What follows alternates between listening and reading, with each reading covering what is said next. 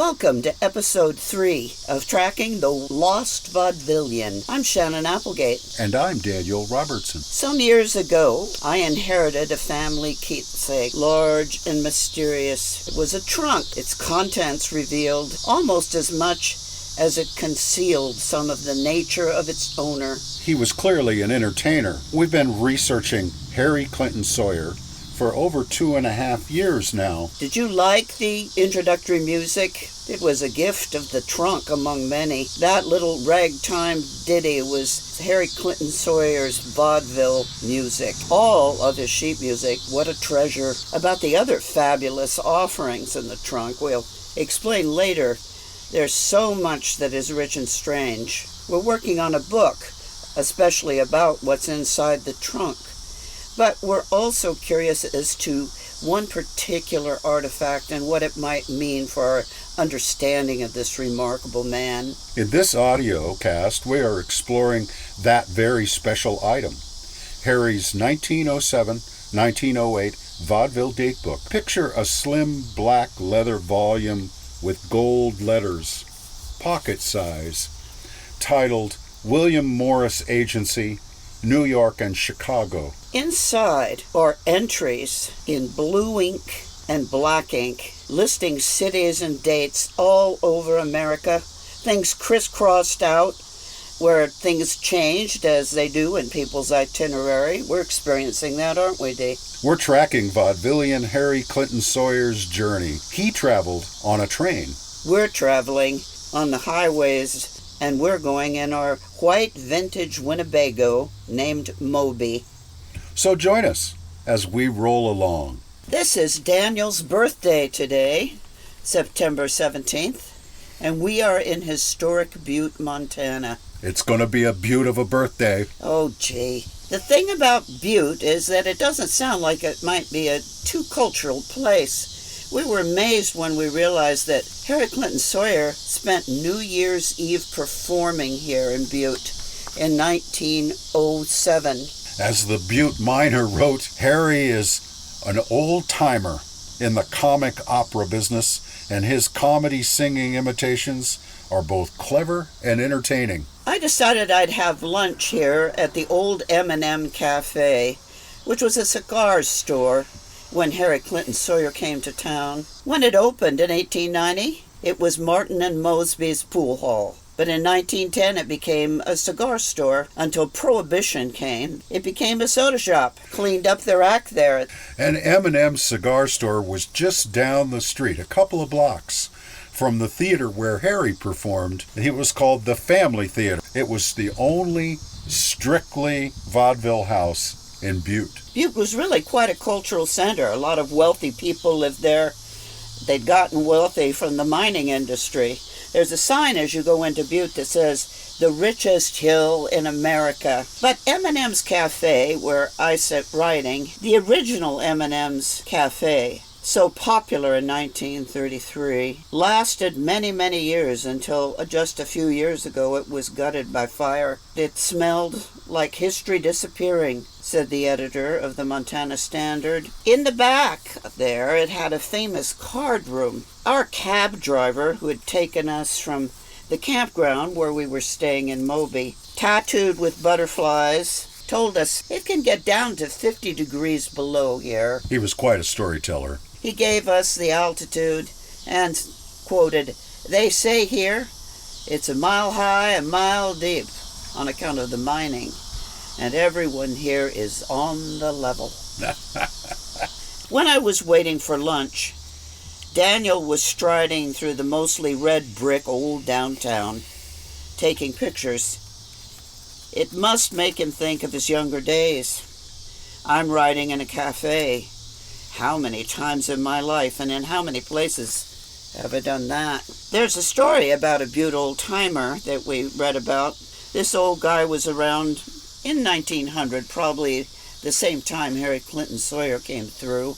Harry was performing just 2 blocks away from this spot. The old-timer said that as a kid, he'd peeked into the back room of that pool hall. His best friend's father owned the joint and saw the cards being dealt and the miners pushing chips over the green felt center of the table. A menagerie of players, he said, fiddling with their stacks of chips, telling the unvarnished truth about their prowess. Players like old J.P. Gallagher, the Irishman, sitting stolid, pale blue eyes, giving away exactly nothing. You know, that's the story of vaudeville, too. Vaudeville, as we refer to our lost vaudevillian, as we think about it, it's because all of vaudeville was actually lost. As Charles Stein writes in American Vaudeville, most of vaudeville's people, performers, and others are gone. All we have are old vaud programs, an array of memories and reminiscences, and what remains in the public press and magazines at the time. History has a way of slowly kind of disappearing. But it's fascinating, you know, we were reading up on Harry Clinton Sawyer and his performances in Butte, Montana. The press was consistent in the words that they had to say. Butte's Tribune Review wrote on December 28, 1907, Harry Clinton Sawyer reproduces faithfully the voices he claims to by adhering to the precise tones adopted by such people as Della Fox, Vesta Tilley, Josephine Sable, and Chauncey Alcott, all female performers impersonating men. Now this is sort of the surprise that was revealed in the trunk. We hadn't realized what it was that Harry did in his act. But the reviews talk again and again about this remarkable capacity he had to imitate the voices of women, the singing voices, the actions of these famous stars at the time, these women who were male impersonators, who made big bucks. In fact, some of the highest paid performers on the vaudeville stage. Here's what the reviewer said about Harry. He's not a typical female impersonator, as his tenor voice is as pure a quality as that of any lyric on the road. We stumbled across a fact that we hadn't been aware of. During the vaudeville era, there was probably the most famous, most highly paid vaudevillian of them all, a man named Julian L. Tinge, who was the quintessential female impersonator.